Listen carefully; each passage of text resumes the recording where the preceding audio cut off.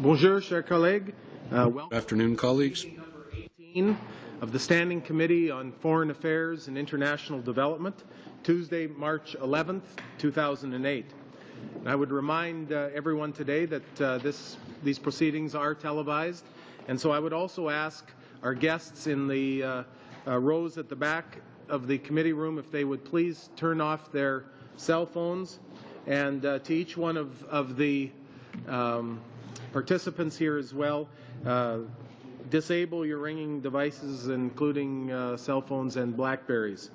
Today, our committee continues our work on the study of Canada's mission in Afghanistan.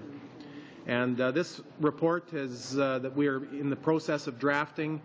We have spent many months studying Canada's role in Afghanistan, both in the security aspect as well as the developmental aspect.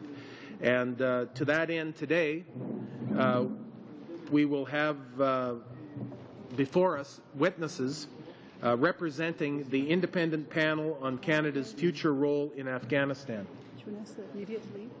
They're not supposed to be here. We will have to ask our media friends to avail themselves of the opportunity right now to leave the room. And we appreciate your willingness to be here. As already mentioned, we have three members of the panel on Canada's future role in Afghanistan here, three individuals that really need no introduction. First of all, the Honourable John Manley is back with us again today as chair of the committee, and with him as well two panelists and two members of that committee, Mr. Derek Burney as well as Ms. Pamela Wallen. And we welcome all of you here today to the Foreign Affairs Committee. There is no opening statements from our panel. We will proceed immediately into the first round of questioning. We want to, as a committee, thank you for your work and your time, your dedication in bringing forward your report. It's a report that we have looked at. It's a report that all Canadians have had the opportunity to look at. It's caused a lot of debate, and we appreciate that.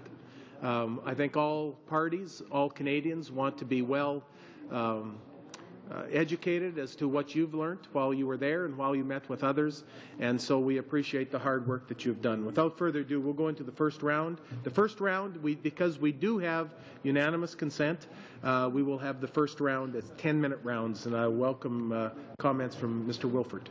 Well, thank you, Mr. Chairman. I'll be splitting my time with my colleague Bernard Patry.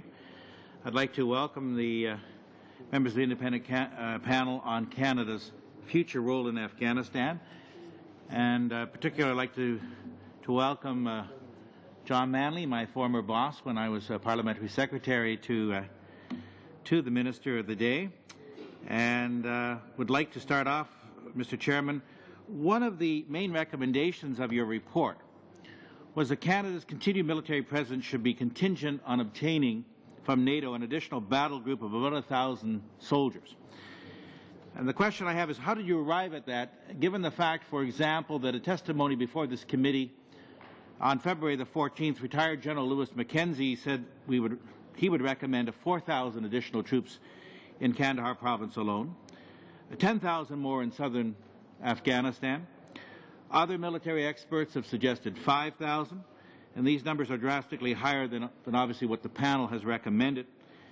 And can you assure this committee you are confident in this 1,000 additional troops? Because we have asked the government on repeated occasions for clarification on the 1,000, and they basically suggested we ask you. So with that, I turn that over to members of the panel. I'm glad to know that nothing has changed since I left. I know you'd be disappointed if it hadn't. I thought when question period was going to be hot that you should come as parliamentary secretary and answer the question. So,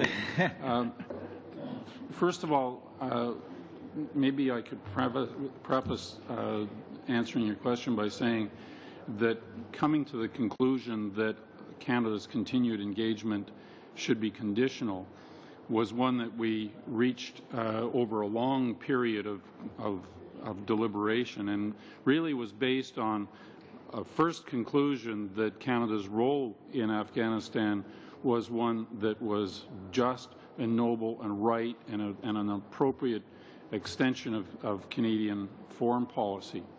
However, that it should not be done in a naive or in a naive way, nor that we should be putting our young people at risk if there wasn't a reasonable likelihood that they would be able to succeed in the task that they were taking on with great courage.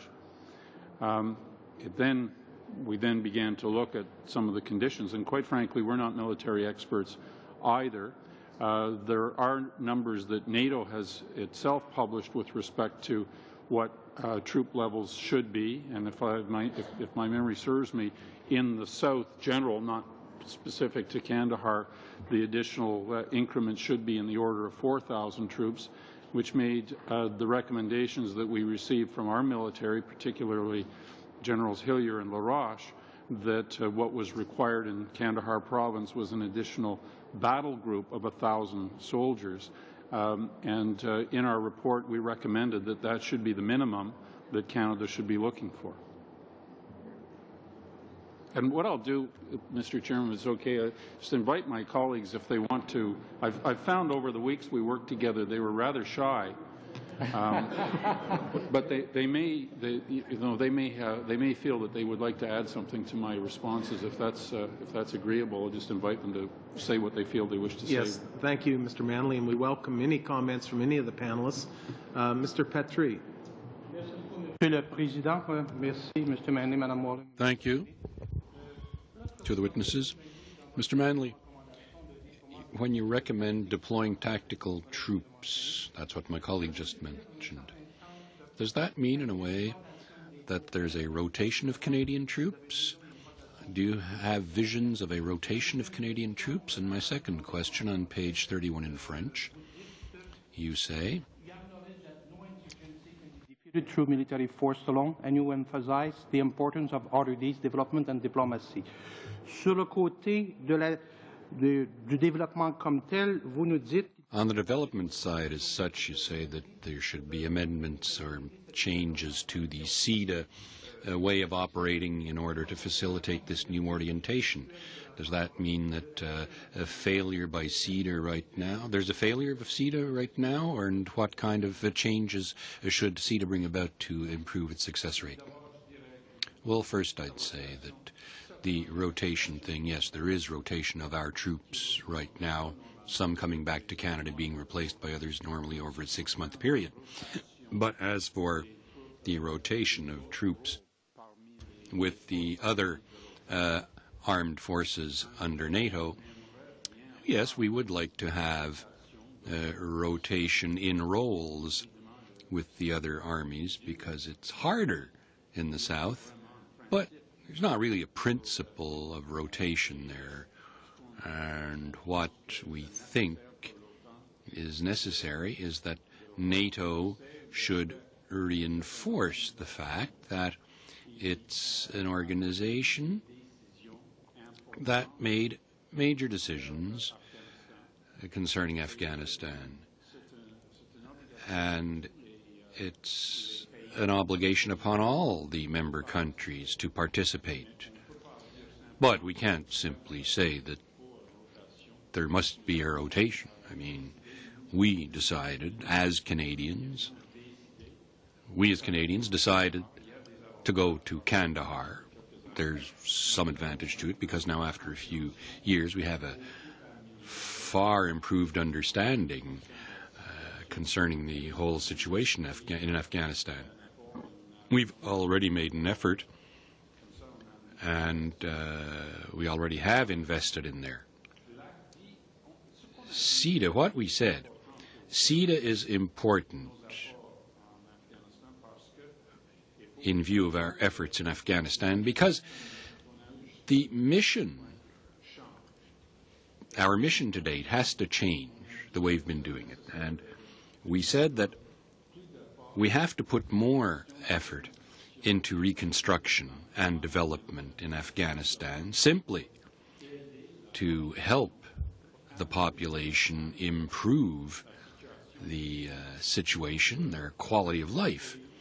And we thought that even though it's a good thing to help international and multilateral groups, even if it's important to help the government of Afghanistan, in Kandahar province, SIDA and the NGOs working with them must be able to deliver projects. It's not just programs. They have to be involved in projects that are visible to the population. And really, that's the change that we recommended. Could I just add an answer to the second part of your question, Mr. Patry, that I think, first of all, the most essential ingredient for development in Kandahar is security. Without security, there can be no development. Rather than being critical of what SIDA is doing, I think what we were emphasizing is that this is, after all, a war zone. And the normal procedures for the kind of development assistance that is normally conveyed by SIDA is not directly applicable to the situation.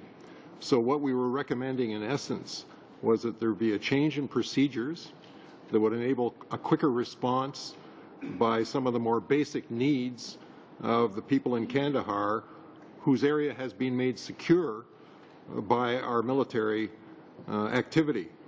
And that's what we were concerned about, the ability of SIDA to react quickly, to provide assistance like wells for drinking water, health care centers, basic needs of the people, so that the full strategy of secure, hold, and develop in a war zone is applied in an efficient manner.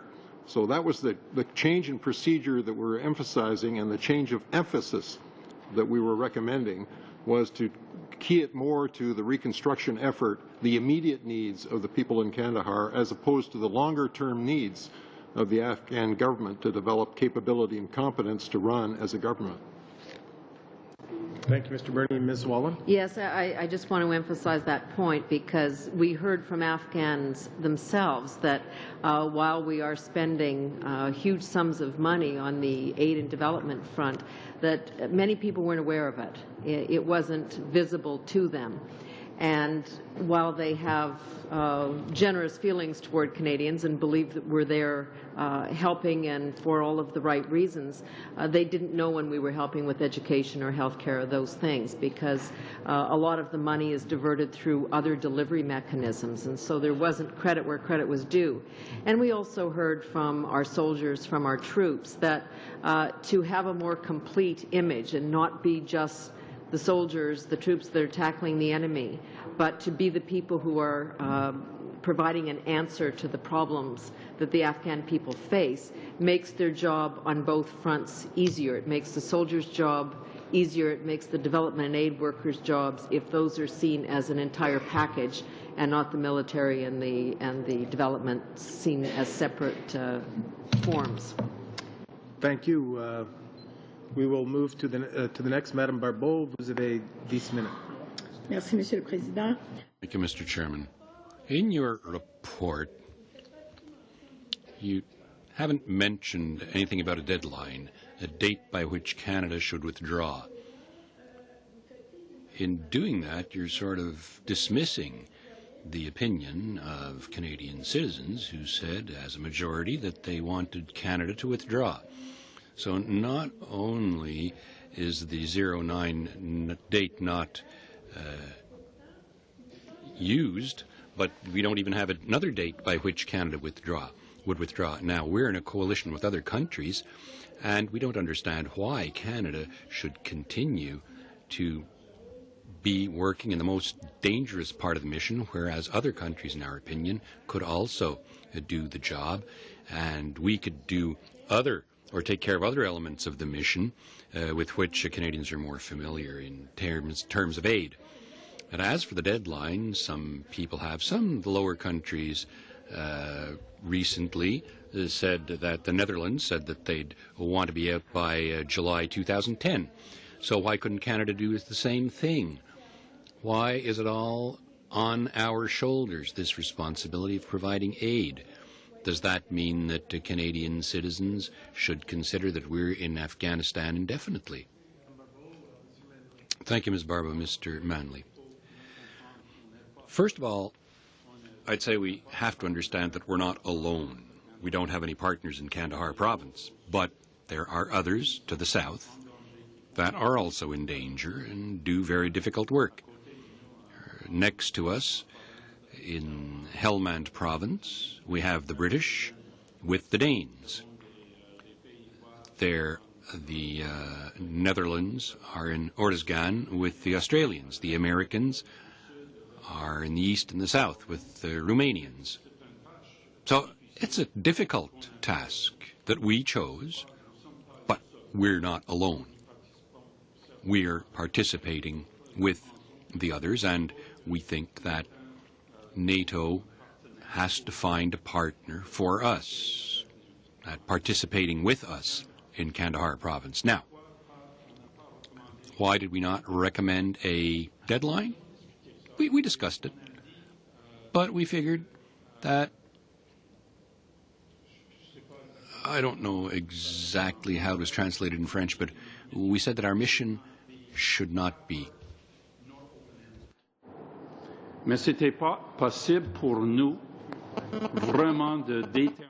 But it wasn't up to us, in our opinion, to determine what the deadline would be, the date by which we could say that our mission was over. But we can say what the tasks are that have to be done. And that's how we defined it. We said that we can leave when the Army and the police there are able to provide security in Afghanistan. And it's not a date we can define. Now, I think that Parliament, if I understand what's going on, will find a deadline date, and in my opinion, that's the role of Parliament. It's not the role of our panel, but to determine what tasks should be accomplished and by what date, in order to be able to say that, say, in 2011, we'll be able to withdraw and say that the job's done. Now, that's the role of the Parliament. That's up to our officials.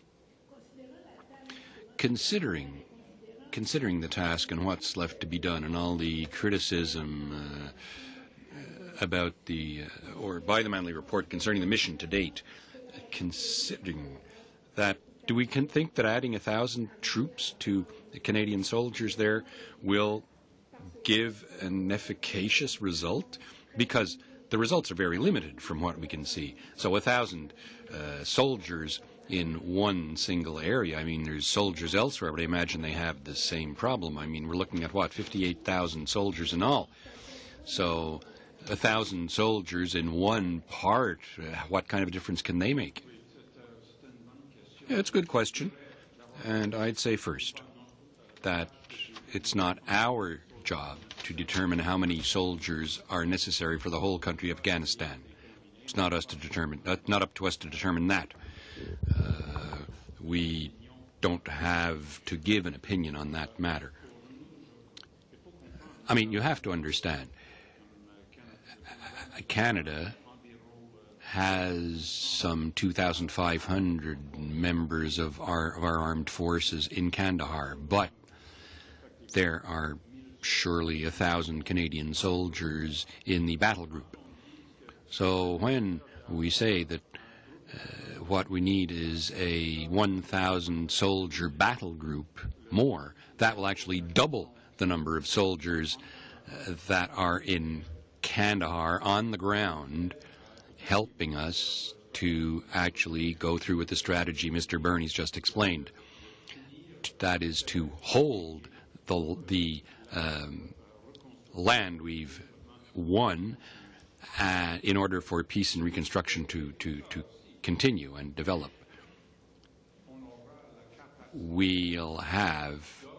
Thus we'll be able to increase our efforts in the areas of training security forces, that's the Army and the police there, because if our objective is to leave Afghanistan in a few years, Afghans have to be able to provide these services themselves. We're not doing it in a military college, we're doing it on the ground with the soldiers in a rather difficult situation. If the number of troops increases, then we can increase the training. Afghans themselves. We heard this from just a huge variety of political people who are, governors, leaders, tribal council members, that they believe that they are and will soon be capable of taking the lead, and they want that role. Many of them apologize to us for the loss and sacrifice of our own troops there to help them. And they are highly motivated. This is a very proud and a very dedicated people, and they want to take control of their own country. So they would say to us, we want you to be able to go home as soon as you can, and we're working as hard as we can to get up to speed so that we can take the lead, so that we can be in charge. And when you're working with people like that, that are so motivated and so committed, then you don't want to walk out on them until they're ready. Oui, je comprends la motivation du peuple afghan, évidemment. Well, yes, I understand the Afghan people, of course, and we'd be thinking the same thing if we were in their place. But in the efforts we make, we have to take into account the reality that that's there. How long are Canadians going to be able to support 2,000 soldiers there? So the question is, for us as Canadians, our effort, how long is it going to have to continue? How long do we have to maintain troops there? What kind of extra effort will we have to make with another 1,000 troops? But there's nothing that says that we must obtain results by such a date. So far, not much in the way of results. So that's what concerns me, really. On those things. I mean, what I was trying to impart is that they are motivated to make this happen as quickly as possible, but they are dependent on us, and we are dependent on our NATO partners and allies, and that's why we have asked our NATO partners to step up to the plate. Yes, we asked to go to Kandahar. We took on that assignment willingly, but we do need assistance and help. And we think that this is, because this is a UN-sponsored, NATO-led mission, that we should be able to turn to our NATO partners and say, send in a little help, because that will help us get the job done more quickly and more effectively. We did recommend a specific date for the conditions that we set. We did say that we should get this support in terms of troops and new equipment for the Canadian forces by February 09. Otherwise, Canada should serve notice of its intent to transfer responsibility for security in Kandahar to somebody else. We're not in a position to know whether those conditions are being met. That's not our responsibility. But we did set a precise date for the conditions to be met. It's a very different issue to talk about when the mission is going to be completed. You can either assume that you can put an arbitrary timeline on a mission as complicated as this. As the chairman said, we spent a lot of time debating this to see. We knew that Canadians would have loved to have heard from the panel, by December 31st in such and such a year, our mission will be accomplished. We found no operational logic that would lead us to a time certain for the completion of the mission. We saw the mission being performance-based, not time-based. We fully expect that the Afghan security forces will be taking the lead responsibility for security to some extent in the coming year and in the coming 2 to 3 years. But when the point will be that they will be able to take full charge for security in Kandahar, there's nobody who could give a guarantee about that today, as far as we can see from an operational standpoint. Politically, that's a different matter. We were not making a political recommendation. Thank you, Mr. Burney. We'll move to the government side. Parliamentary Secretary, Mr. O'Brien. Thank you very much, Mr. Chair, and I want to thank the panel for coming in front of the committee. As you know, we have a debate going on, and you're part of the debate. We have the debate in the House. It took this side of the House quite, I should say, persuasion to have my colleagues, my friends on the other side, to agree for you to come. Initially, they were reluctant for you to come. I don't know why. But anyways, you are over here. Now, so we are very happy you're over here as part of the debate that's going on.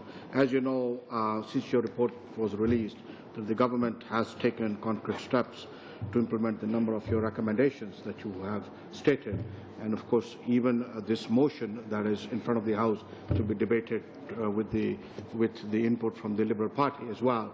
I want to tell my colleague from the bloc that motion does have an end date in there of what she's seeking. So she should read that motion, which is going to be coming up for debate. But as you know, what you have recommended as well, and so the Prime Minister has called NATO allies looking for the 1,000 troops. He's going down to Brussels, to Bucharest for their thing. We have also, he's done a cabinet committee of that, of which, Mr. Mulroney sitting in the back there is part of it. So what would you think the government steps so far have been in achieving the objective of what you have recommended to the government? That's question one. And question two is that recently a British parliamentary delegation had come to Canada looking at their role. One thing they were really surprised about Canadians was that Canadians do not go to Afghanistan to see the level of progress, to understand what is happening and how the progress is taking on, so that they can come back and report to Canadians. And this, I'm talking about Canadians in general. I'm not talking about one panel like yourself or somebody. This would help for Canadians understand the tremendous sacrifice and the involvement of Canadians in Afghanistan. Would you think that? Don't you think that would be one of a good recommendation to have? Your view on that? Well, let me take a crack at those questions, Mr. O'Brien. First of all, I mean, as I know very well, this city is full of bookshelves containing reports done by royal commissions, panels, committees, special task forces, and, dare I say, parliamentary committees, which have never been reread, let alone acted upon. So, in general, I would have to say that, speaking for myself and I think my colleagues, we're delighted that the government has adopted much of what we recommended, and we're especially delighted that it appears that Parliament has proven one of the ways it can work to reach a consensus, at least a majority consensus, on an issue which is of great importance to Canadians and on which the country's prestige and international respect has so much at stake. So very happy at that. It was our belief from the outset, and certainly mine in taking on this task, that when we ask our young men and women to put their lives at risk, we must put a little bit of partisanship in the background and look to the interests of the country. And whether I might agree or disagree, when our kids are putting their lives on the line, we just got to find a way to make sure that we authenticate them in the task that they've taken on. With respect to going to see, I've made 3 visits to Afghanistan, once as a minister back in January 2002. I was the first Canadian minister, I think, in over 40 years to visit Afghanistan. Mr. Mulroney was accompanying me at the time as one of our officials. I was there again as a director of CARE Canada prior to taking on this task, and then with my colleagues on the panel. Each time I've learned a great deal and I've been able, therefore, to observe some of the progress that's being made. Canadians need to understand that Afghanistan is devastatingly poor. We think of Haiti as the poorest country in the Western Hemisphere. The per capita income in Afghanistan is 1/2 that of Haiti. Progress is being made little by little, bit by bit, and it's about water and electricity and housing and schools for kids and hospitals to take care of people. And if you go And I spoke to your chairman. I hope that this committee will have an opportunity to go, although I'd suggest that you maybe go in a couple of groups rather than arriving in a caravan. You will hear from people that while they aspire for more, they recognize the progress that has been and is being made. And yes, it's a military mission, and yes, Canadians are not accustomed to seeing our soldiers in battle scenes. But underlying the military mission is the fundamental task of improving the lives of some of the world's poorest and most disadvantaged people. And Canadians will be able to see the progress if they go to visit. And some of the people that said that most eloquently were our soldiers, our troops. I had people phone me at home before we even left on our trip, soldiers who had done 1 or 2 or even 3 tours voluntarily, because they believe in the mission. And that is the larger mission of improving the lives. And one soldier called me and started describing the schools and what it was like to walk into these schools and see the faces of the young girls. We got that opportunity to do just that. And when you see that, and when you see their faces bare, and when you see them looking eagerly at these strange creatures from afar and reaching out to you, you know that that is just as much a part of this mission in every soldier's mind, every development worker's mind, as it is keeping the enemy at bay. And so on that side, it truly was rewarding to see the progress, and you can see it. Yes. He will take the next, if you have time. We have about 3 minutes, Mr. Goldring. And congratulate you for the work and effort that you have done on this report. It's very exhaustive, and I'm sure that it was very tiring, and I understand you traveled into some of the remote areas to do your report, so I congratulate you on it. I want to comment on one part of the report where it's talking about a premature military withdrawal or an ill-prepared partial withdrawal. And Ms. Wallen, on our conversation just before the committee, with regards to there has been some talk of negotiating with the Taliban. And my concern is that you never negotiate from a point of weakness, you negotiate from a point of strength. And understanding fully that the Taliban, as we're calling them, as in any conflict or in any war, wars come to an end, and many that were the enemy are brought into the friendship of the government if they're able to participate and willingly do so. Not all, but most are.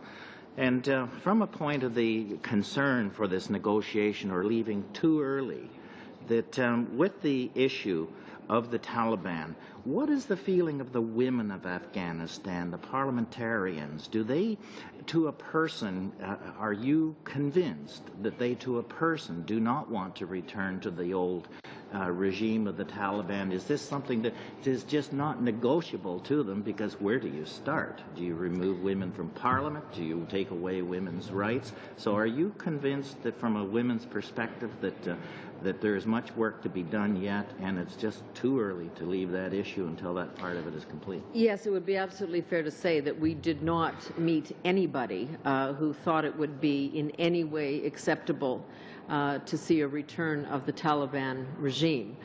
We drove past a stadium in Kabul where hundreds of women had been lined up and shot merely because they were women. This is still very real. It was a mother, a sister, a daughter, a relative of some kind. And so those images and that reality does not leave you soon. That said, perhaps even more strongly than we understand it as outsiders coming in, the Afghans themselves realize the gradations and the differences inside the Taliban. This is not some monolithic group. There are at one end the serious hardliners who are responsible for, or at least involved in acts like 9/11, those kinds of people who are fervent and dedicated on that level. But you also have people at the other end of the spectrum who are Taliban of convenience, or because they could not receive a paycheck from our system, or we weren't efficient enough in delivering that through NATO or the UN, they ended up taking the money from a drug lord or a Taliban leader to feed their families and for sustenance. So, you know, there's every gradation, and I think that you have to keep your options open in terms of being able to talk with those further down the road who have renounced the violence and the activities and who have participated in the reconstruction and the rebuilding of that country. But it's hard to judge that from afar, and that's why we have people on the ground of all kinds, diplomatic, development, military, who can help us assess that so that when we get to those points, if we do, we're talking to the right people about the right things. Thank you again. Thank you, Ms. Wallace. If I could just add a couple of thoughts to it, because I think it's really important to recognize that this insurgency will not, unless it's the first one ever, will not end by a military success.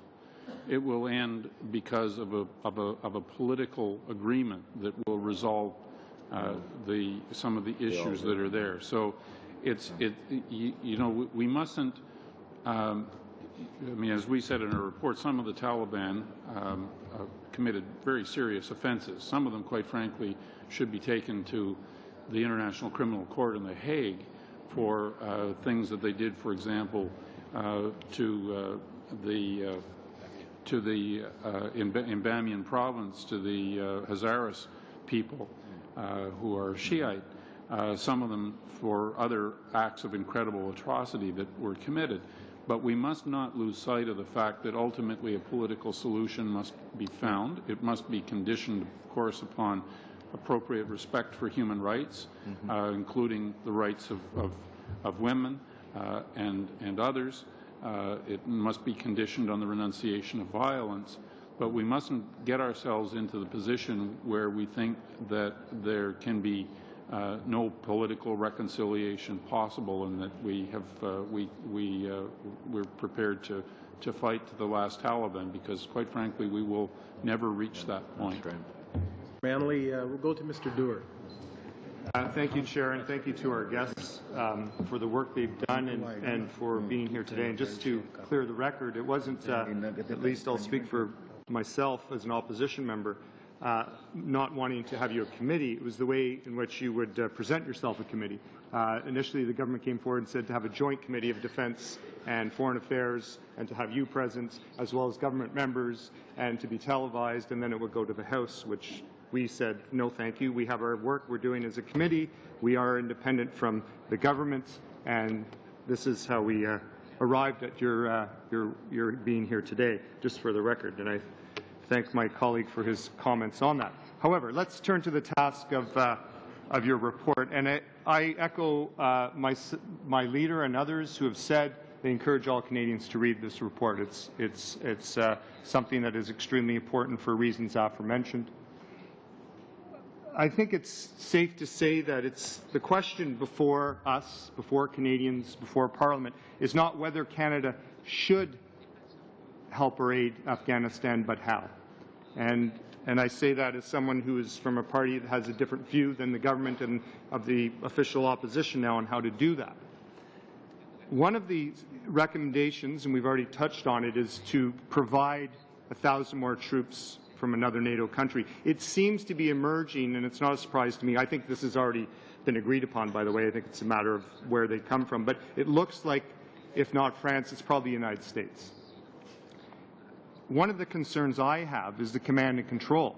As a new member of Parliament, one of the first debates we had was on the extension of the war to the present deadline we have now, which we'll vote on tomorrow, and there'll be an extension, it looks like, to 2011. And during that debate, many people were not aware, and I include members of Parliament, that we were actually under Operation Enduring Freedom Command and Control, and that didn't end until July. You noted in your report. My first question is, if we receive the extra 1,000 troops, and they happen to be from the United States, how does that work in command and control? Because we know that the Americans will not go under the command and control of another country. So does that mean that Canada then will be under American command and control, or will they have a separate command and control, which leads to other questions about the comprehensive nature of how the mission is going, because, of course, that's one of the issues that you've touched on. Mr. Manley, maybe to you first. Okay, thank you. And I guess the best way to answer that is to say we were first of all seized with the ability to succeed in the mission that was defined for us there, that required, in order to achieve the development objectives, an improved security situation, and that required the additional troops. I think, yes, the organizational structure of Operation Enduring Freedom was prevailed until NATO took over. But at an operational level, if I understand correctly, it has been a long time since we put our troops under the direct command and control of another country. We had a rather unfortunate experience with that at Dieppe, and we've sought to maintain our own command and control of our forces since that time. So I think that what you point to is what will inevitably be an issue around coordination of effort. Clearly, where we think Canadian forces should be going is toward a greater effort on training and development of the Afghan security forces, and so that's going to require coordination in order to make sure that the hold and development efforts are proceeding apace. But there will need to be a coordinated effort.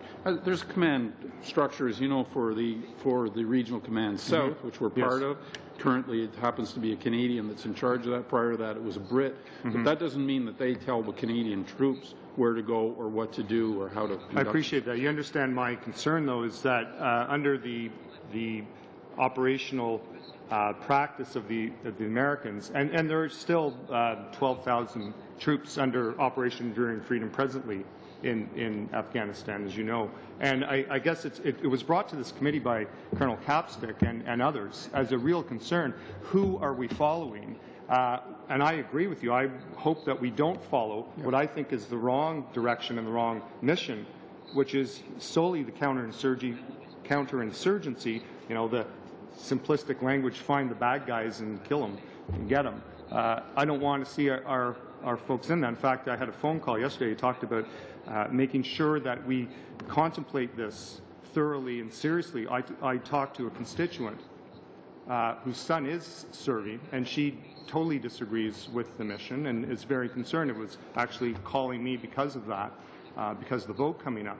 And, you know, I'm concerned that if we don't understand what the consequences are of getting, in this case, 1,000 troops from the United States, who actually is going to be gets to decide what's going on. And knowing that presently, with the number of American troops who are there now, it has affected, I won't give you an opinion on it, but has affected what we're doing on the ground in the South. So that's why I asked the question. If I can turn to just what I think is a question on many people's minds, and you've already touched on it.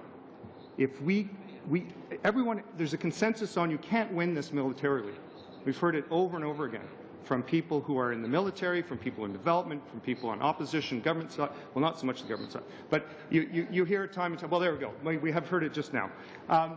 But the question is, how is it? And the government seems to be what they've taken from your report is what I'm calling a kind of a mini-surge. 1,000 troops, more helicopters and drones, and somehow that's going to get the job done.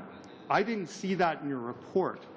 I'm looking towards, and our party's been pushing for, how we open up other avenues, particularly around reconciliation and diplomacy. We don't have enough resources on the ground for that, and it's not balanced. So in heaven's name, what are we to do? Because I don't think you were trying to say, give us 1,000 troops, helicopters, and drones, and that's it. And that's what I'm hearing from the government. Yeah, and I would hope that is not the way our report is read by anyone, because we've tried very hard to emphasize that this is an opportunity for when I was Foreign Minister, we were then first talking about the 3D approach, that you've got diplomacy and development as well as defense. We can't win it militarily. We could lose it militarily, however. So we can't, we can't send the Salvation Army in. We've got to send the Canadian Army in, and they've got to be equipped and capable and able to do the job. But if that's all we do, you're right. This will not end happily. It will end in an awkward way and in a disappointing way. But we did try, what we've tried to say is look, for the safety and security of our forces, nobody likes to take casualties. But not that we should be afraid of taking casualties. This is a tough place. And I would not like us to think that Canada only does the easy jobs in the world, that we only go places where we can dispense aid, and then take our vacation on the weekends off. This is a tough environment. But these are human beings that live there that we're trying to help. So we need the security. We need the ability to move our troops around so that they're safer, which is why we talked about helicopters. We need to be able to see what the insurgents are doing on the ground, which is why the drones are so important. These are all valuable tools to improve the security situation.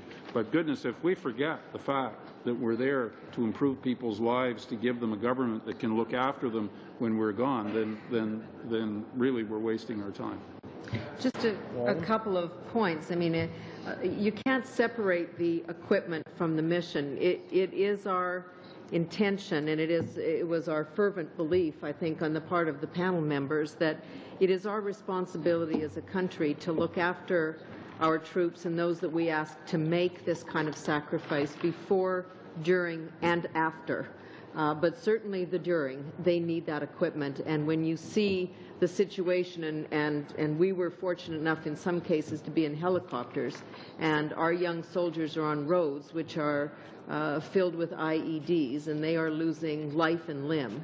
And we need to have better equipment into that area. I want to just respond a little bit on the American side, too, because I think you're maybe misunderstanding that the OEF is not just a straight military operation. We met with representatives of OEF. No, I understand. And, I understand. It's a separate one. Doing, my only point was it's not under the ISAF auspice. Right. It's a separate but command they and control. are very much involved with the I take your point. Thank you. And I think that, also what we said in the report is that, we'd like to see NATO much better coordinated, and therefore the delivery of all of the things that we're talking about, I think, would come faster and be a little bit more efficient.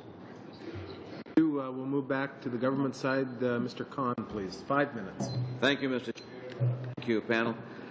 I'm delighted to see the report. I've read it with interest, and I'm glad that finally we will not be debating from superficial information that we had in the past. I'd like to bring your attention and would like to receive your comment as to how you envisage the type of engagement we can have with Pakistan. And your report also calls for a forceful representation with Afghanistan's neighbours in plural, and in particular with Pakistan, to reduce the risk posed by regional stability and security. In your assessment, to what extent does the security of Afghanistan, particularly in Kandahar, depend on development in Pakistan?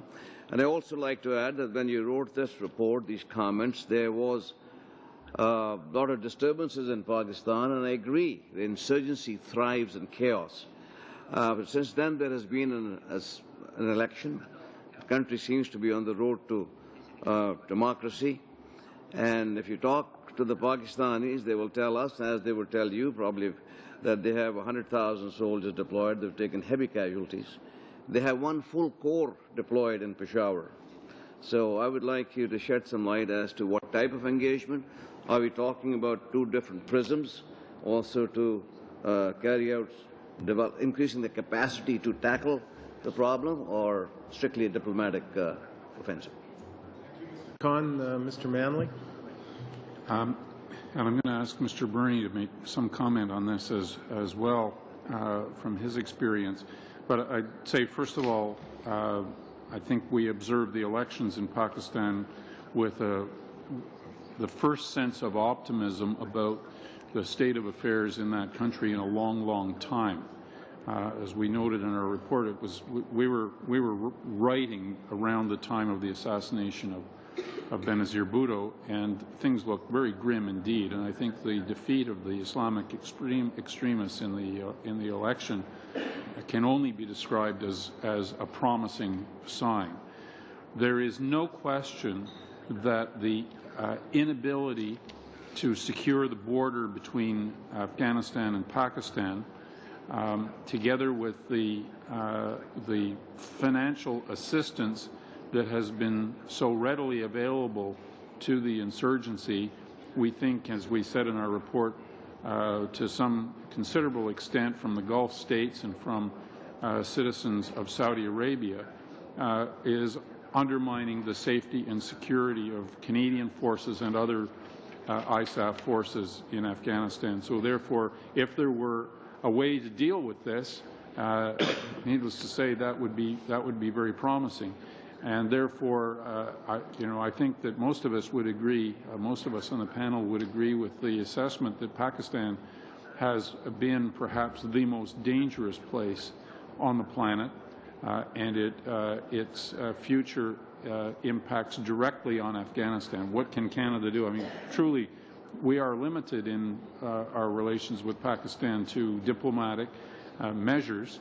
We are an aid provider to Pakistan. I think that should give us at least some leverage, but we need to, more particularly, to act in concert with our allies in dealing with Pakistan, encouraging them, assisting them in where they are willing to help crack down on what's happening in the western provinces. Derek? Well, I would just reinforce the view that this is the most dangerous region in the world. You have nuclear weapon states surrounding Afghanistan, some actual, some potential. Unquestionably, the open border between Afghanistan and Pakistan is next to the shortage of troops, probably the most serious deficiency in the mission to try to counter the insurgency in Afghanistan. One of the reasons for the recommendation on augmenting troops is obviously to provide a capacity to help patrol that border with the Afghans that we don't have today. So as long as that border is as wide open as it is, the insurgents will constantly be refinanced, retrained, and regrouped and come back into Kandahar to create mischief. I just want to emphasize, though, in addition, John's final comment. Our first recommendation, the very first recommendation in the panel report, speaks to the need for a diplomatic effort led by the Prime Minister, not only with respect directly to Afghanistan and the need for more comprehensive strategy there and more coordination, but precisely so that we work in concert with our allies to exercise representations with Pakistan in a manner sensitive to Pakistan's sovereignty, but which helps address the root of the issue, which a large part of which is in Pakistan. As our chairman said, we are encouraged by the result of the election, particularly the result of the election in the border regions. We hope that's a promising sign, but everybody knows we're a long way from any kind of total joy about stability in Pakistan. I would just want to re-emphasize to your committee, Mr. Chairman, this is the most dangerous region in the world that we're talking about. This is not picnic grounds. And a lot of people focus a lot of attention elsewhere. But when you consider the countries that surround Pakistan and the capacity for mischief that is in that region, you understand the complexity and the tension that goes with the mission we're performing. Mr. Burney, we will proceed back to the opposition side. Mr. Martin and Mr. Chan. Mr. Martin. Thank you, Mr. Chair, and sharing our time with Mr. Chan. Thank you all very much for being here and your fine work. I find it interesting that we went into Afghanistan to deal with al-Qaeda, but the real threats from a terrorist perspective are in other countries right now, and they're not being dealt with at all, but maybe that's a tale for another day. We spend a lot of time talking about the military component in the mission, but what if I was to pose this to you, that the real end point for this mission is the sustainable development for the 4 pillars of Afghanistan security: trained, equipped, and paid Afghan police, Afghan army, Afghan judiciary, and Afghan corrections. And that should be our end point. And maybe when we go to Bucharest, what our goal should be to tell our partners, let's roll up our sleeves and make sure that those 4 pillars are going to be having the investment and that we're going to have a coordinated, effective, sustainable approach to building those 4 pillars. And my last question is, perhaps you could shed some light into what kind of concrete roadmap could you offer us to deal with the culture of impunity in Mr. Karzai's government, and secondly, developing the political reconciliation that has to occur within Afghanistan between the tribes, particularly between the Pashtun tribes and the non-Pashtun tribes. Thank you. We have about a couple minutes. I join my colleague in thanking you, the panel, for great work. It is a very complex matter, and you try to summarize it in your report. Of course, there's many issues that I'm very concerned with the mission. But there's a few that stands out in my mind most of the time. The first concern I have is that there doesn't seem to be a commitment, enough commitment from NATO and the West to the problem as compared to the commitment to Yugoslavia when they're dealing with that problem. You know, both military and also in the amount of $8 they're willing to invest in Afghanistan. The second problem I have is that, yes, we have picked the most dangerous region to be in, but I don't think it's fair just because we start with that region and then we have to stick to it till the end. I think it's important that the other NATO members be able to infuse in step by step to pick up that experience that we gain. Yes, we have to make investment in it, but we also owe it to our troops, to our youth, as you have said, that if we put their life on the line, it's our responsibility, politically and internationally, to make sure that we got a fair bargain on our commitment, rather than have the Canadian soldiers to do most of the heavy lifting. We continue to do that without bargaining for a better deal for our soldiers. So that's my second point. The third point I always have is that you talk about a diplomatic effort in the region. But to me, many of the witnesses that have come to this committee have mentioned about a reconciliation and a democratic effort in parallel with our military effort led by the United Nations. And I think that Canadians might have a role on those fronts. And those are the 3 points that's always linger in my mind. Thank you, Mr. Chan. You've left our committee with about a minute to answer those fairly comprehensive questions. Mr. Manley, you can do it. We may run a little over. Those are important questions, and they're not easy questions. But let me start by saying that I think the committee entirely agrees that those 4 pillars that Mr. Martin referred to need to be accomplished. We do need to have reasonable expectations of what success will look like. We will not establish the Court of Queen's Bench in Kandahar province. We will need to rely heavily on traditional methods of dispute resolution, the wisdom of elders, the respect that people have in their own communities in order to see a reasonable system of justice established.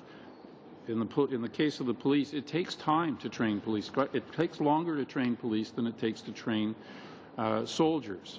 And so we need to recognize the fact that while everyone will tell you the Afghan National Army is probably one of the great success stories of the last few years, and it's growing in its capacity and size and ability, the police would not be described as a success story. There are some better things happening, but even the basic things, as I think Mr. Dewar referred to, getting them paid is problematic. You know, there's no ATM machine at the Walmart in Kandahar. Getting them paid is really challenging.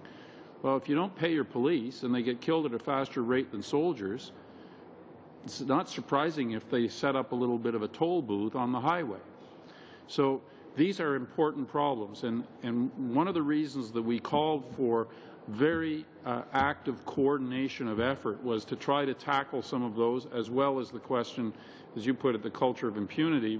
We called it corruption that you see in the government. Once again, we're not going to get Afghanistan very high on Transparency International's list of countries. But we can make improvements. And the worry that we have, if we don't really insist, and that's what we suggest needs to be done on a diplomatic level, really insist that President Karzai and his ministers deal with the issues of corruption. We are seen, not just Canada, but the international community is seen as the sponsors of that government and become implicated with the corruption that the people see. And if you do hear one thing, this question about support for the Taliban, zero support for the Taliban, but a recognition that the Taliban, there may have been a lot of things, but they weren't corrupt. And we have to be concerned that if the effort isn't there to address those issues, that support will be lost. On some of the issues that Mr. Chan raised. Can I just add it? Yeah, go ahead. Could I just add a point on the corruption issue? And I do it with some sensitivity to the fact that you're all elected members of Parliament. You have to understand that some of the people that we are aware have been involved with practices that we want to condemn were elected to the National Assembly in Afghanistan. We even met a Stalinist, unreconstructed communist who would like to see a return of the Soviet Union to Afghanistan. So the point I'm only trying to make is that part of the time when you sow the seeds of democracy, you don't get a pristine verdict from the electorate. And there may be many reasons why some of these people are elected by their local people. But it's very difficult for the international community to go in and impose a standard of democracy that suits our interests as opposed to what they see as being in their interest. I'm not excusing it. I'm just trying to put it with a degree of realism that it may be a little unusual. That's one of the things that we discovered, is that with our mentality and what we think is important and we want to impose and we want to make sure there's women's rights and we want to make sure there's a judicial system, and they would look back at us and say, that's great, but first we need some clean water and some schools and a little bit of health care, and then we will figure that out. So we also have to listen to the folks there and do it in the order that's going to work. We'll try to get you in. We'll try to get you in, Mr. Chan. You've already gone 6 minutes over your round. So, Monsieur Lebel, vous avez 5 minutes. Merci beaucoup, Monsieur le Président. 5 minutes. Thank you, Mr. Chairman. Ms. Wallen, Mr. Manley, Mr. Burney, thank you for being here and the work you did. Reading the text by Mr. Chairman here, I was quite intrigued by what's going on, the safety, the security of Canada, our reputation on the international scene, and our help to one of the poorest countries in the world were of great interest to me. There were 6 Afghan ladies that were here last week. They came to talk us about how much good Canada's doing over there and the results we obtained over there. You talked about rotation of Canadian military there, and there are some military from other parts of Canada going to Afghanistan, and that means that many Quebec soldiers can go back home. And a lot of soldiers from my riding were in Afghanistan. I spoke to a few of them. I met some. They all had the same message about their pride in the work they've accomplished. I spoke to a young man who came back not long ago. His wife had a little girl. If it hadn't been for that, he would have asked to stay another 3 months in Afghanistan to help the work being done there. And his brother is coming back in 2 days. Another military person told me it was impossible for him, and I'm quoting him, to think to train and develop it, and educate if there's no police or military over in that country to help. He says it's all very nice to do development and reconstruction, but if there's no military personnel there to ensure the follow-up and security, it's impossible. I'd like to hear what you have to say on that aspect. I think that was a fundamental principle for us. We tried to explain it in our report. There's a relationship between security and reconstruction. and you can't have one without the other. Right now, it's impossible to advance the cause of development and reconstruction in Afghanistan without us having the military force to protect the security of the people doing the work, the representatives of the non-government organizations, representatives of CEDA or other international aid agencies. It is a necessary thing. It's a very dangerous situation. And frankly, there's an alternative government there that would like to take over. That's the Taliban. And they'd be happy to say, ladies and gentlemen, there's no progress. The international forces aren't giving you a thing. They're not of any good to you, and you need another insurgency. There's a conflict right now, and for us it's very clear that we have to continue making an effort on the security side if we want to be able to have a redevelopment. Thank you, Mr. LaBelle. Thank you, Mr. Chairman. Good afternoon, Madam, gentlemen. At the outset, I'd like to say that I'm not a great expert in military strategy and other things. However, what affects me particularly is everything having to do with human rights, women's rights, democracy. So in your report, Mr. Manley, you say that Canada must be present in projects that answer to the aspirations of the Afghan population. Now, as far as concerns the present mission in Afghanistan, recently a witness said here to this committee that the priorities, and I'm quoting that person, the priorities and of the mission seem to be all confused. Everybody has his or her own priorities. That is United Nations, NATO, the US, Canada. So he also had questions as to whether we're in Afghanistan really because the Afghans asked us to be there. End of quote.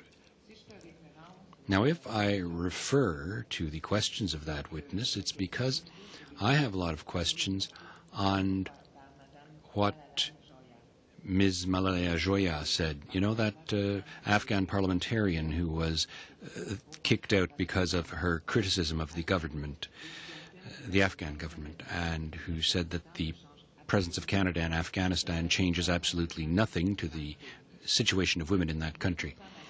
Many Afghan women commit suicide, and recently, a few days ago, an Afghan woman burned herself in front of a courthouse because she can't get justice over there. So I was wondering, what kind of answer can you give to Ms. Malalai Joya's affirmations, who is still writing on the internet and informing us about the situation over there? And she says that the great majority of the Afghan population sees Canadian troops as invaders and not as an allied force that's there to help them.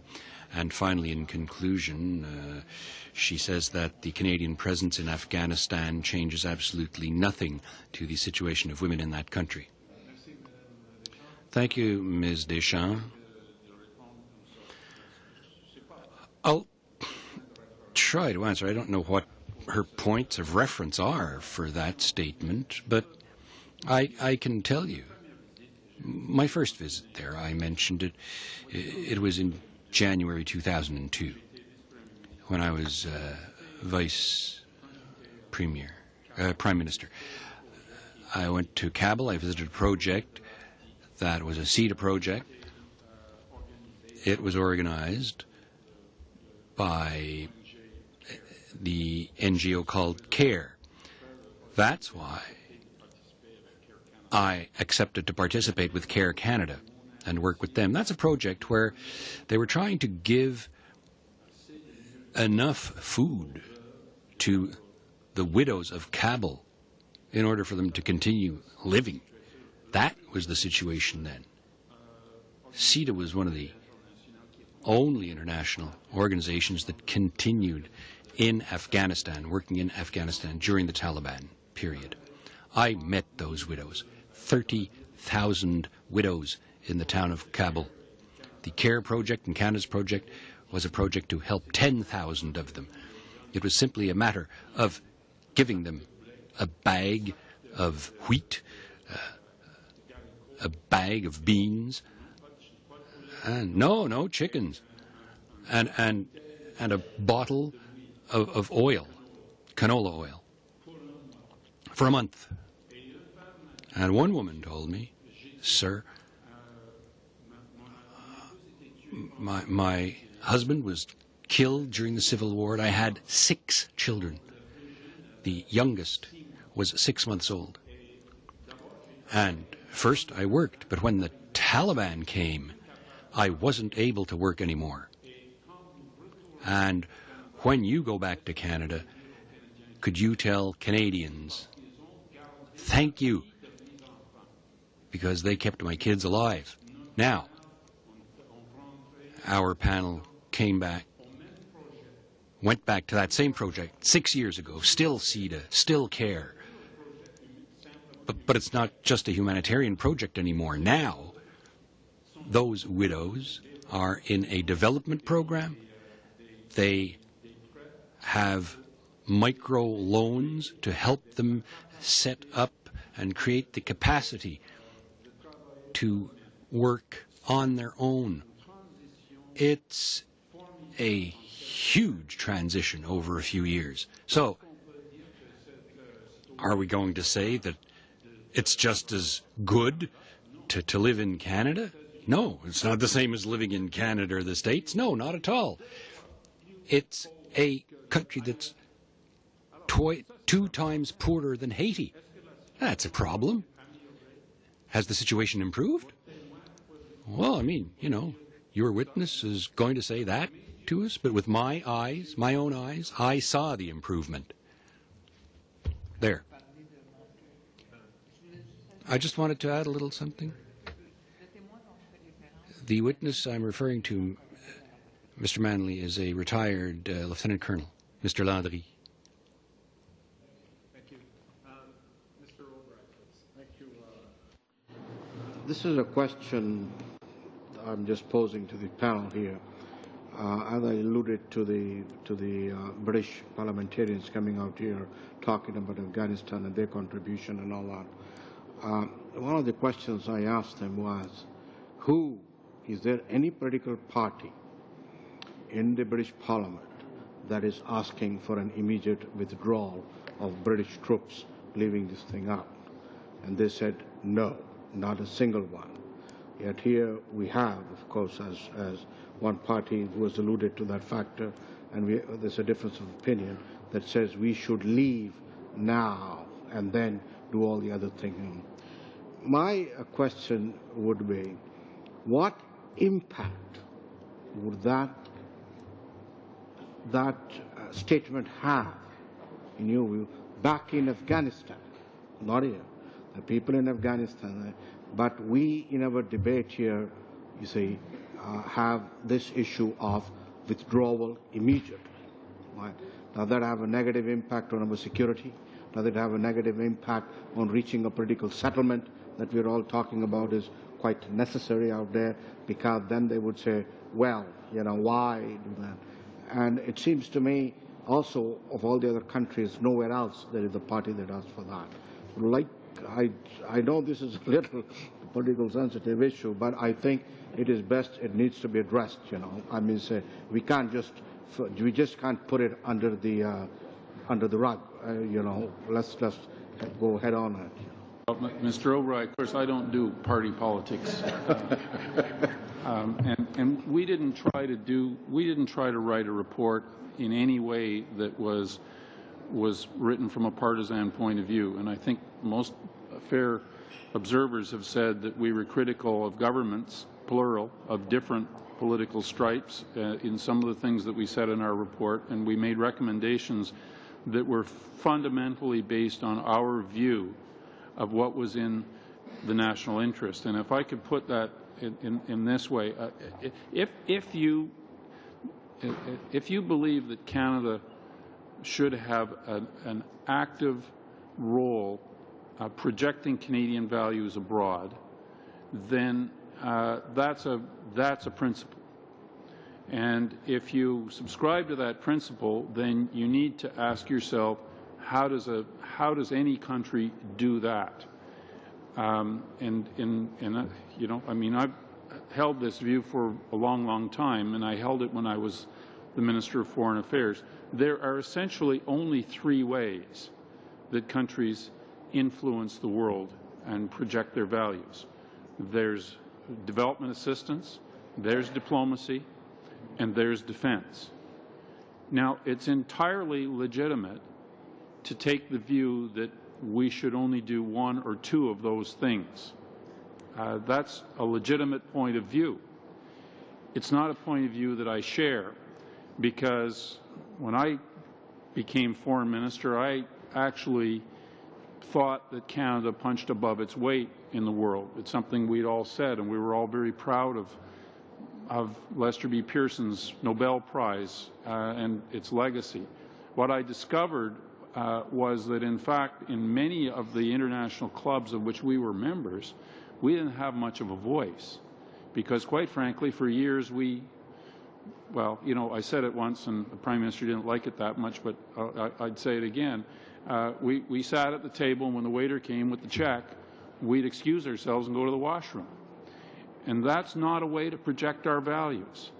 And therefore, I believe in a robust foreign policy for Canada, because I believe this country has an enormous amount to offer, and I believe that we have an enormous responsibility because of the wealth that, for whatever reason, we've inherited.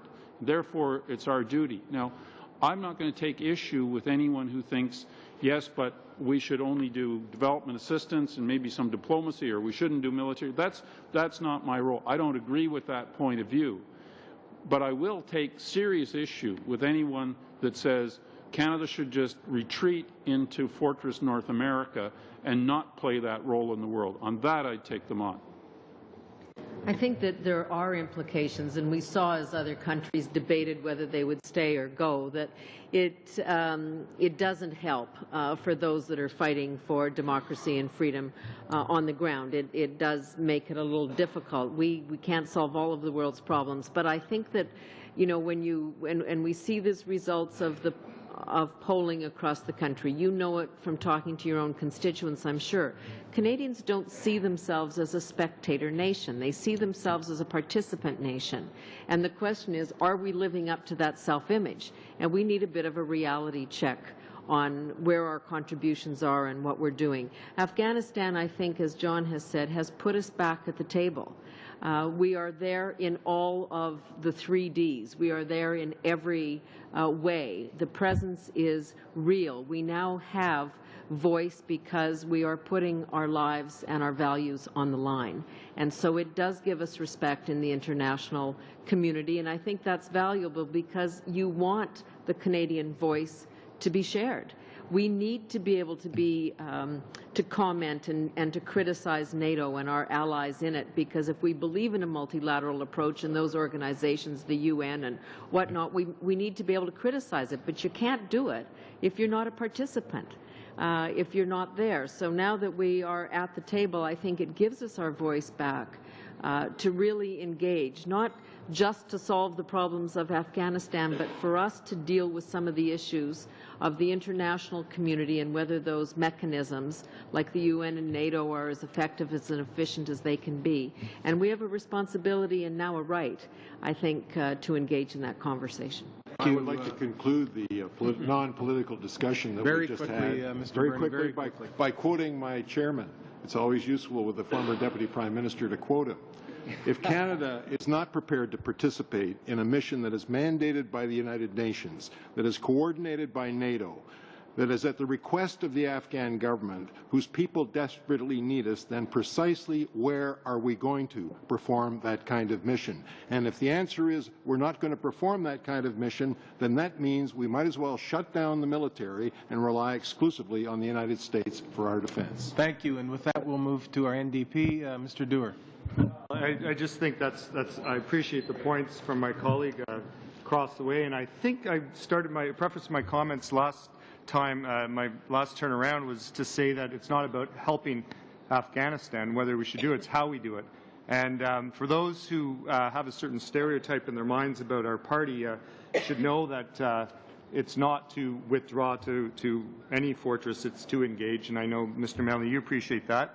I'm not sure my colleague across the way does.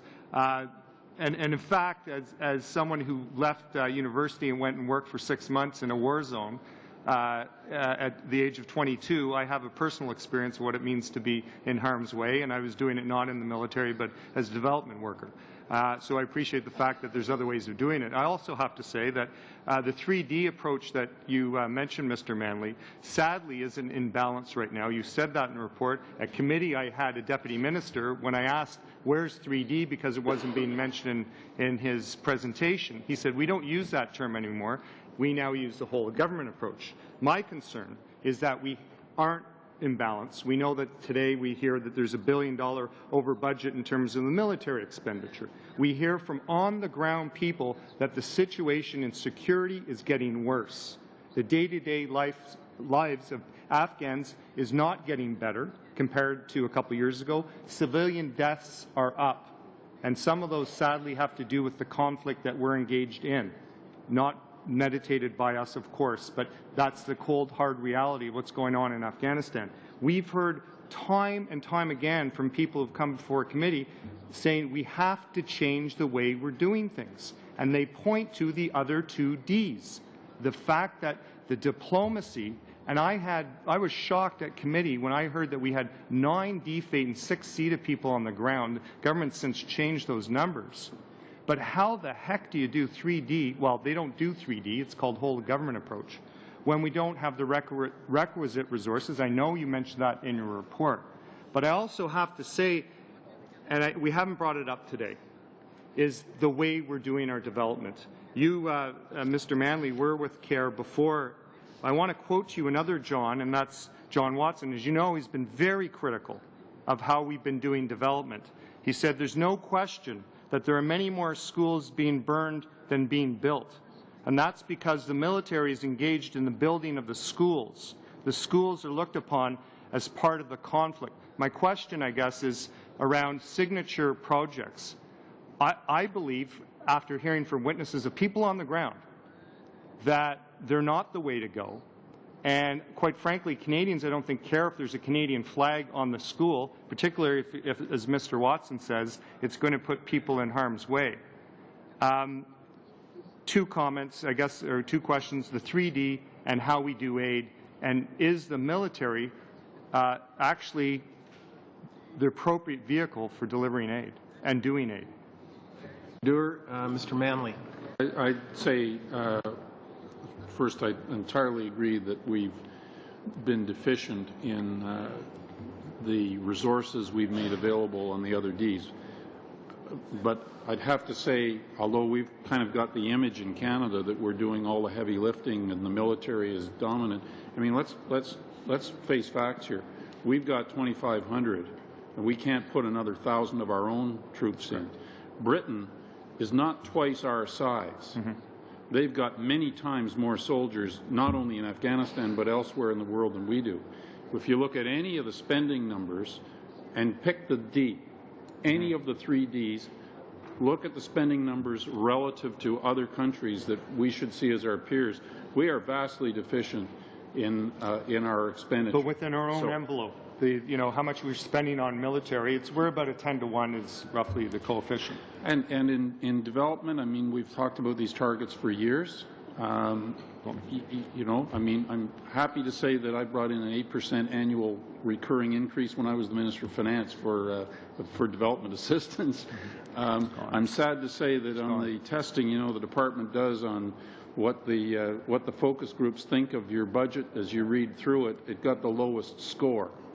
So I think, quite frankly, those of us that believe in the importance of development assistance need to do a lot better job talking to our citizens about why Canada has a role and responsibility and how we can make a difference. I've had this discussion with John Watson. I think in in some circumstances, he's absolutely right. In some NGOs, he's absolutely right. The Red Cross, for example, has to maintain an entirely independent role in conflict situations because that's the role that they try to play. They're bringing that kind of support and assistance. I think, and I've had this discussion with CARE and with others, right now the largest NGOs, I believe, in terms of people on the ground in Afghanistan are the Aga Khan Foundation and CARE, neither of which is in the South for security reasons. And I guess my question would be, well, if you're not there doing anything because of the security risks, surely it's better to be there doing something, even with the protection of the military, so that people get the benefit of it, than to be not there at all, or to leave the military as being the only people that can deliver the development assistance. I know entirely, because I'm somewhat involved in that community, this is very controversial in the development community, but I don't see a way around it. Now, on the question of signature projects, quite frankly, our panel discussed that at some length, and you're entirely right. The Canadians don't care if Kandaharians salute the Canadian flag. They probably should care if they'll salute the Afghan flag.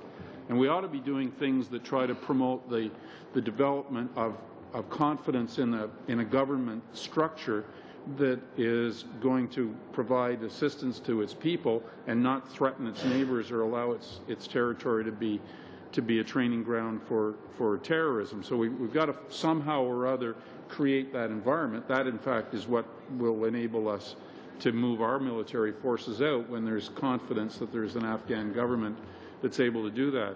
But in terms of a project, I think what our panel had in mind was this. People have to be able to identify an improvement in their lives with the efforts that are going on their behalf. If they only see some of the destruction that you're referring to, then it doesn't surprise you that their confidence, their respect is going to dissipate. I'd like to add a little point to this, if I may, because... Go ahead, Mr. Bernie. I apologize. Go ahead. You've got three of us here, so you have to make allowance for that. I'm not all that used to giving 9 minutes to a 5-minute, especially an NDP. Yeah, but it was a 9-minute. But it was a 9-minute question. It at least deserves a 9-minute response. All right, Mr. Chairman, take it off our opening comments time. Go ahead, Mr. Bernie. No, there is a bit of a philosophical debate about signature projects, yes or no, and we know that there's a prevailing view hard in CETA itself, resisting that. But the point we're trying to make is that if 3/4 of the assistance that Canada is giving to Afghanistan is going through multilateral channels or through government channels in Afghanistan, there's no awareness on the ground that we are doing anything. And to your point about imbalance, which we agree with, we're not going to correct that imbalance unless there are more identifiably Canadian projects being conducted in that country. So putting a flag on it is not as important as getting recognition for Canada in Afghanistan that we're actually doing things directly for the Afghan people, and not all of it going through multilateral channels. Now, I know in the development community there's a debate about the efficacy of those different approaches. All I would say is that in a war zone, I think we have to be more conscious of quick impact projects that people can identify. It was frustrating for us to meet with the elders of various communities who were totally unaware that we were doing anything other than our military role. So we're trying to get more recognition, more media attention to the third D of the triple D, whether that phrase is still in use or not. And that's important, just as important in Canada as it is in Afghanistan. Much panel, and you're welcome, Mr. Doer. I'm going to, just the prerogative of the chair here, I would like to ask a question. Just a number of days ago, the UN Secretary General Ban Ki-moon presented a report to the Security Council, and I think it was titled "The Situation in Afghanistan and Its Implications for International Peace Process or Peace and Security." Your panel's report recognized that the issues of good governance are integral to achieving what we all want, and that's a more secure, a more stable, a more democratic Afghanistan. But one of the observations of the Secretary General in his report, and I'm just going to read from his report, and it's to quote him, preparations must begin immediately on voter registration and planning for the next elections. This requires decisions by the Afghan authorities on electoral dates and the adoption of electoral legislation. The international community will need to begin mobilizing funds to support these vital processes, especially that for voter registration, which must begin, I believe, in the summer of 2008 in order for elections to be held in 2009.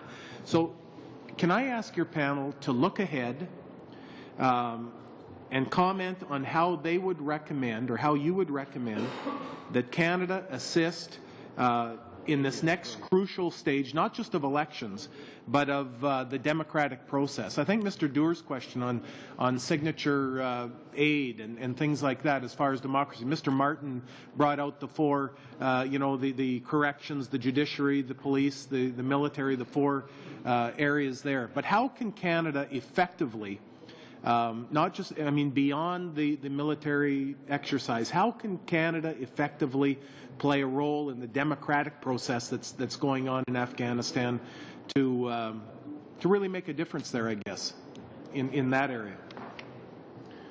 Well, the first thing I'd say is that I think it's right that... Can I just interrupt you, Mr. We do want to thank Ms. Wallen for coming. It's 5 o'clock. She has a flight to catch, and we thank you very much for your being here. And so you're used to her going early. I thank you very much for the opportunity. One of the things that we concluded as a panel, and I think that we have seen in response to this report, is that the Canadian public is hungry for answers and discussion and debate, and even when we disagree, to at least have intelligent, informed conversations. So thank you for the opportunity to be here today. We appreciate your attendance. We'll go back to Mr. Manley on Canada's role in helping achieve democracy there. First, I want to underscore the importance of the upcoming election, in part because one of the things we're trying to instill is democratic institutions, but secondly, because there is a benchmark for how these elections will be run, and that is the past elections. They were, I think, by every measure, remarkably successful given the state of affairs at the time, but they will be a reference point for the 2009 elections, which I think a lot of people hope will combine both presidential and parliamentary elections. So if they don't go well, it's going to be a serious problem, not just for Afghanistan, but for the international community. So it's right that it should be focused upon. I think Canada actually has some history in involving ourselves with that elections. Canada was very involved with the last round of elections, and I think therefore we ought to be heavily engaged, whether it's through UN agencies or OSCE or wherever that coordination comes from. This is one of the things that we do quite well and should be contributing. Derek?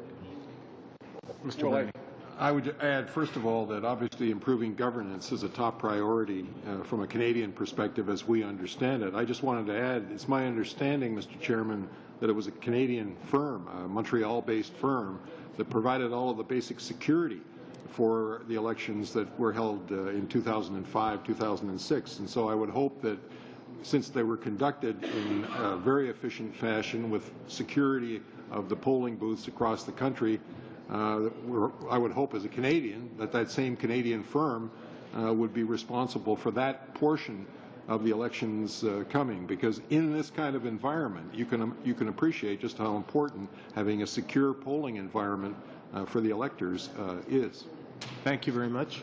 And we'll go again to the opposition side. Mr. Chan, work your way down. Thank you, Mr. Chair. Mr. Manny was about to answer my question, but ran out of time. So I just, it's been about 40 minutes ago. So I just want to remind Mr. Manny about my three questions. One is the overall commitment from NATO and the West in Afghanistan. The second is the country rotation in and out of around the south, the Kandahar region.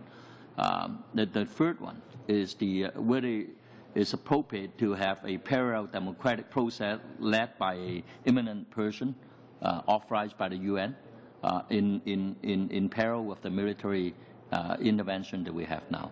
And we're talking about, the commitment to Afghanistan as a whole. Dan, Mr. Martin. This time we won't get to your question. Thanks for your indulgence in our ways.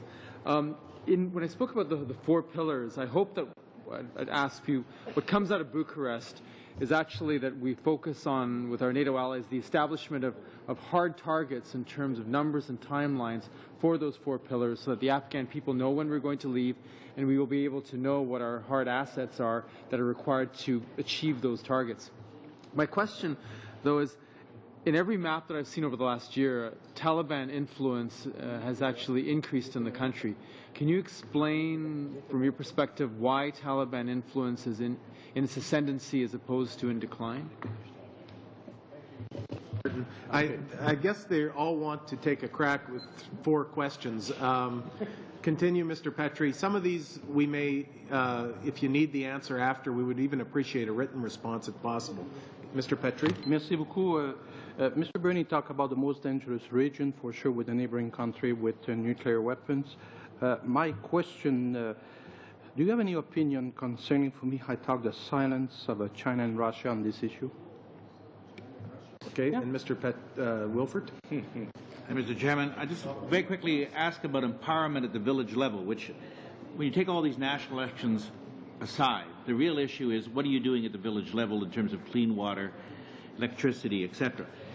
There seems to be a lack of coordination among our development partners in terms of delivering on-the-ground real results at the village level. Could you comment on that? All right, so we have questions on the Taliban, on Russia, China, empowerment at village level. Mr. Chan's 3. Used to be pads provided. I guess too many witnesses stole them when they left, so I've been writing on my sleeves. I'm trying to remember these questions. Actually, Mr. Chan and Mr. Martin's questions actually do relate to one another. In this, here comes a pad. Too late now. Have you written the answers on them? Okay. No answers. There's no answers on this. This won't help. First of all, the degree of the commitment.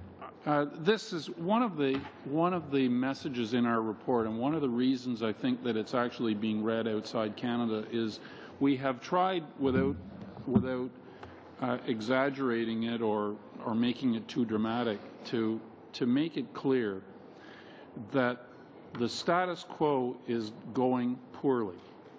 The commitment is inadequate. That Afghanistan could be lost. The consequences for it could be lost. The consequences for the international community, the consequences for NATO are serious if that happens. And it's not good enough to simply say, well, we've got troops in this area and the security situation is permissive and, we think it all looks good. We're trying to highlight for the other countries in ISAF, which are more than NATO, that this is not going well. And it requires a greater commitment. Now, on the positive side of that, you mentioned in the first round you had the commitment to the former Yugoslavia. I mean, to some degree, I've seen this movie before.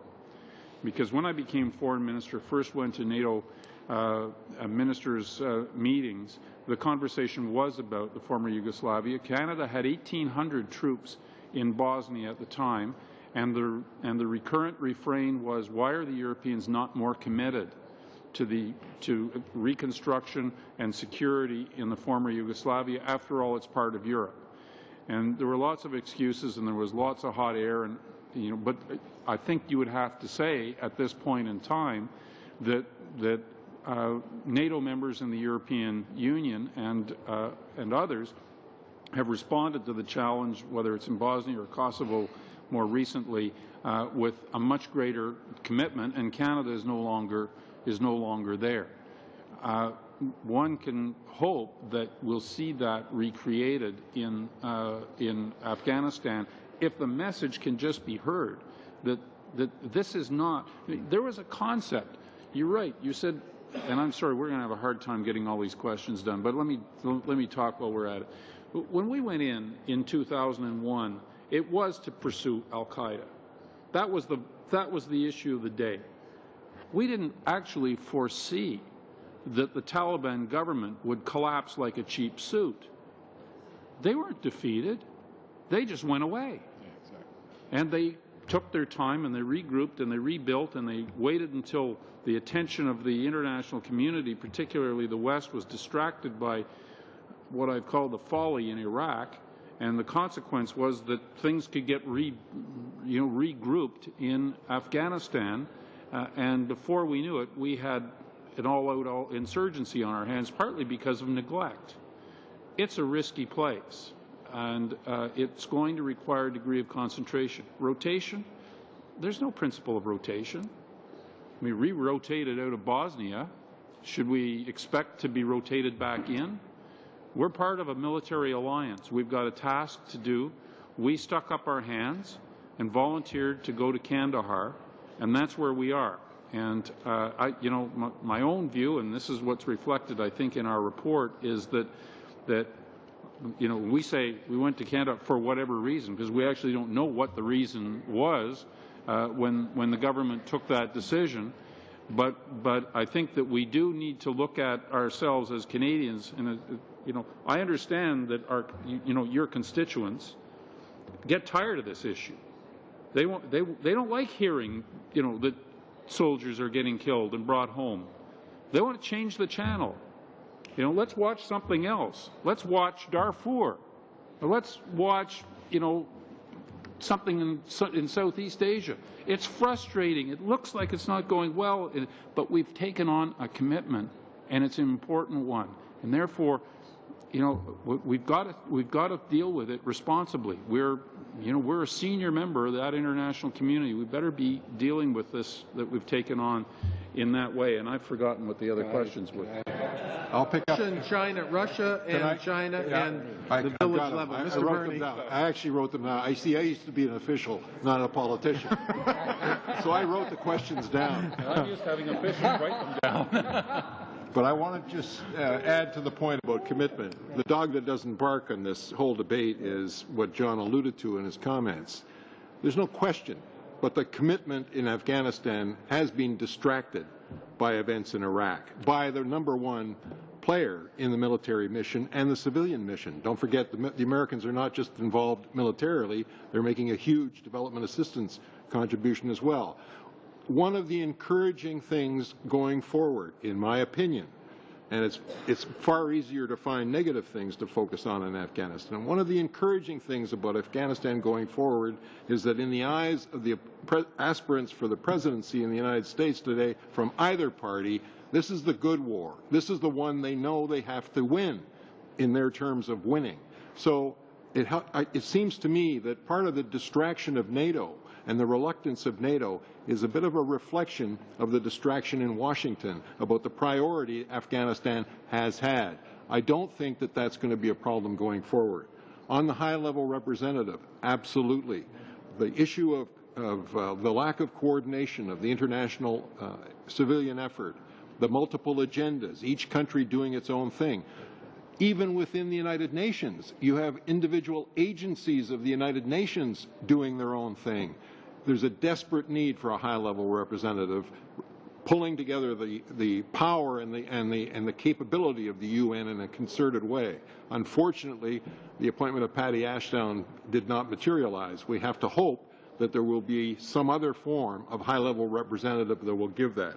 China and Russia, obviously, they are potential players in the region. For good reasons that you're aware of, Mr. Chan, the Russians are a little bit in the rear seat at the moment, but nonetheless, they're very concerned. In fact, this is probably one of the few areas in the world where the current Russian government's view is actually similar to the view of the Western allies, Afghanistan. China, this is a personal view. We, as a matter of our own foreign policy, in my opinion, should be looking for ways to make the Chinese aware of their global responsibilities as a responsible stakeholder in global peace and security, not in pursuit of narrow self-interest, which has been the only motivation to date of Chinese foreign policy. So yes, I think they are today a passive participant in events around Afghanistan. They should be more active. It's in their interest, it's in their fundamental interest that there be stability in Afghanistan and in that region. Okay, folks, the bells are ringing. Can we have unanimous consent just to stay for a couple more minutes? And we're right here in the same building where the votes will take place, so we can get there. I'm going to break the order as well because I certainly want Madame Barbeau to get her round in here. So, Madame Barbeau, 5 minutes, please. Merci. Thank you. One of the elements in that war in Afghanistan, which means the population, is because the population doesn't feel it can actually tell us what's going on. It's not that people don't want us to help Afghanistan, it's that we don't get the real answers. There's a lack of transparency, we hear. We've been talking about it for a while. We've been trying to find out what's going on over there, and people come and tell us things aren't going well, they're going badly. But, I mean, is it enough? Can you answer that question? I mean,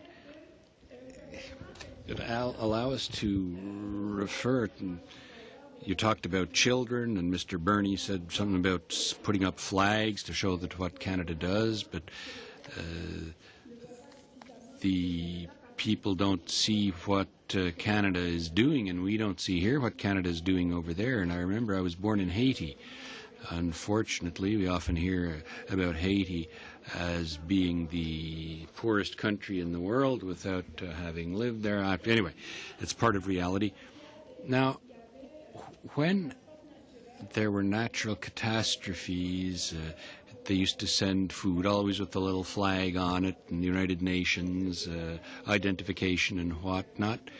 And what that allowed us to do was to identify those bags of food when they were sold in the local black market.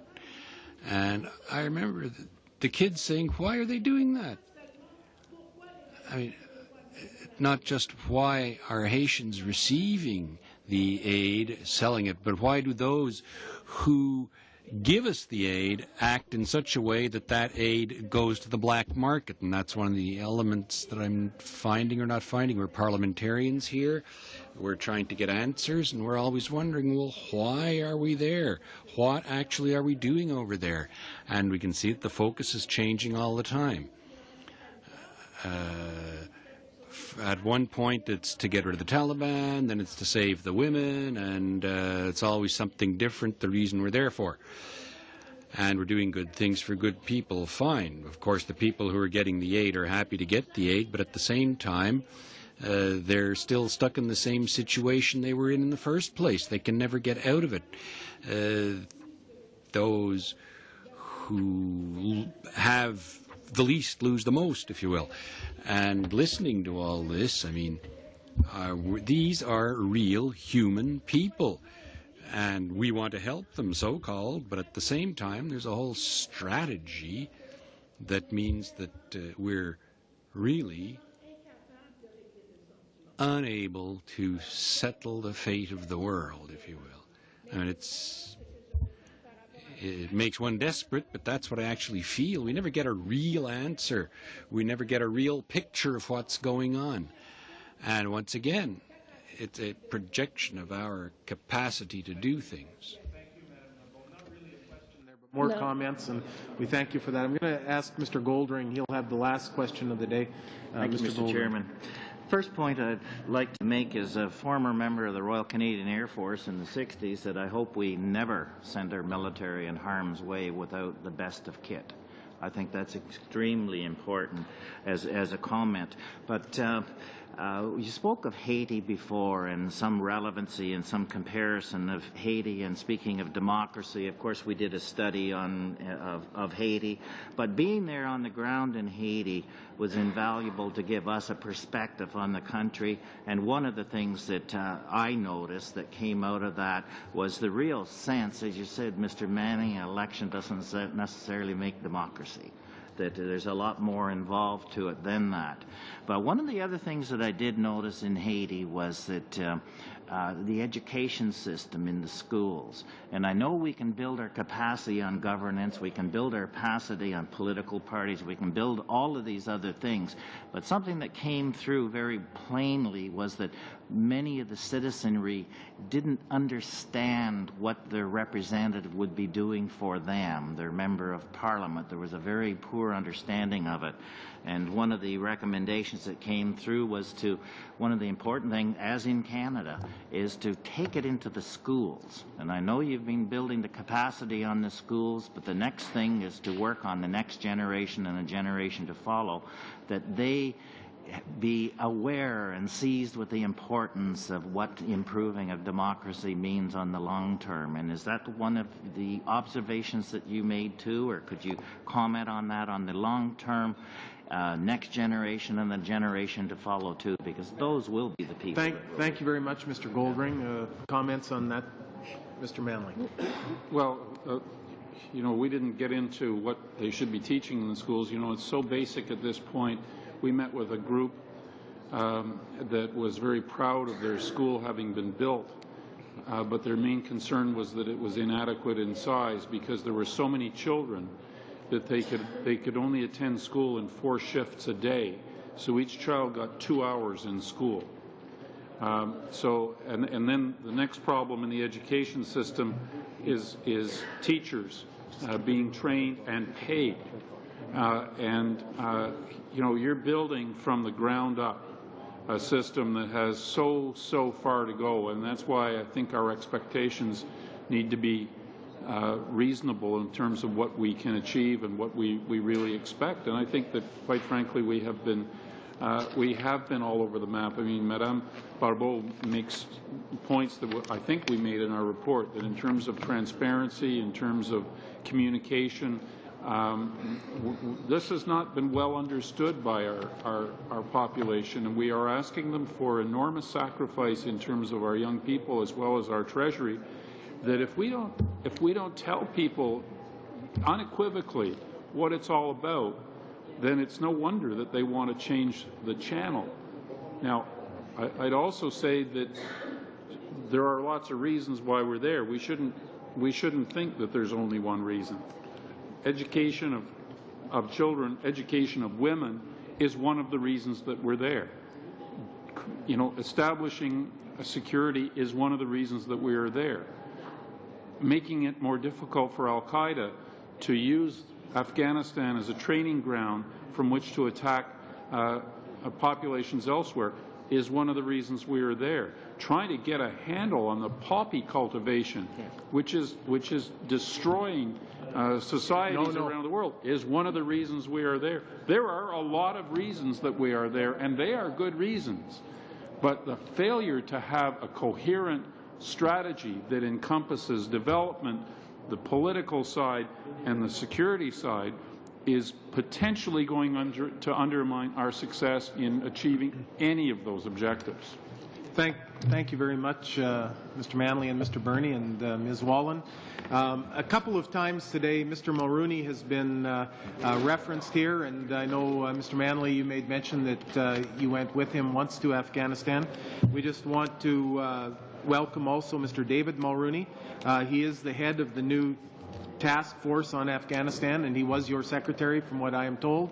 I think part of what Mr. Mulrooney is doing answers your 4th and 5th recommendation in your report as far as systematically assessing the effectiveness of Canada's role and helping with Cabinet and the Prime Minister to communicate why we are there, as you have stated today. So we thank your committee for your hard work, and we thank you for being here at our committee to help parliamentarians understand, again, clearly why we're there, and also Canadians.